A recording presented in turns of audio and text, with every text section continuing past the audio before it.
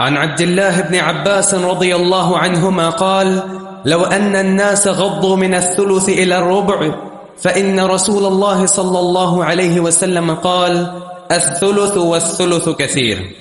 عبداللہ بن عباس فرماتے ہیں کہ وصیت کرنے والے کاش ایک تہائی سے کم وصیت کریں. غضوا لو ان الناس غضوا من الثلث الى الربع، کاش وصیت کرنے والے کم کر دیں وصیت کو ایک تہائی سے ایک چوتھائی کی طرف، ایک تہائی کی بجائے ایک چوتھائی مال میں وصیت کریں. کیوں؟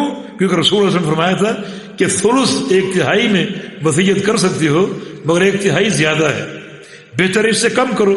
تو نبی علیہ السلام کی یہ خواہش ہے کہ اس سے کم میں وصیت ہونی چاہیے. تو کاش وصیت کرنے والے اس فرمان کو سمجھیں اور ان کی وصیت ایک تہائی کی بجائے ایک چوتھائی میں ہو. جی بارک اللہ فی علمکم وعملکم وآخر دعوانا الحمدللہ رب العالمین.